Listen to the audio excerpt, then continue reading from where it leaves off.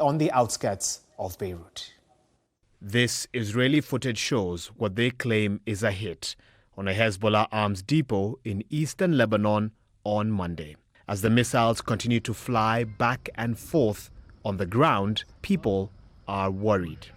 It was so shocking. I was shocked. When the sound barrier breaks, there was a smoke in Beirut. So I thought it was a bomb blast or something like that. But when they come home, they don't need, oh no, this was not a bomb blast. This was some sound barrier.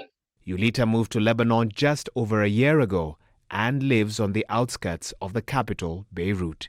She's among the 26,000 Kenyans living there.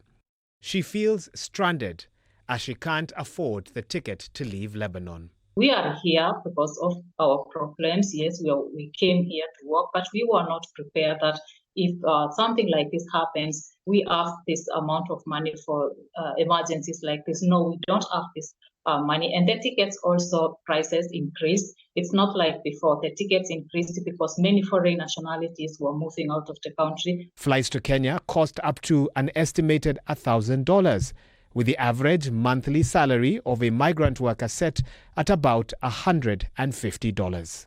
Yulita has her passport, but for many migrant workers, their travel documents are taken away under the country's labor sponsorship system known as kafala.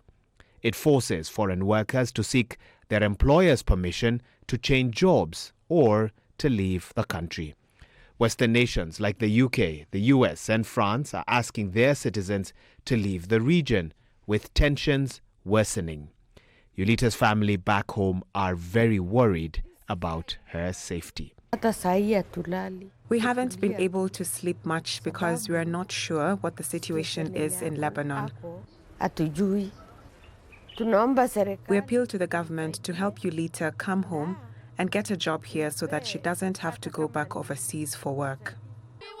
This isn't the first time migrant workers have been stranded in Lebanon. The COVID-19 pandemic and the economic crash of 2020 left many trapped. Ethiopia and Kenya make up the largest percentage of the almost 250,000 migrant workers in Lebanon. Both governments say they are putting plans in place to help their citizens. The world over, within the ION system, the keeping of employees or migrant workers' passport is forbidden.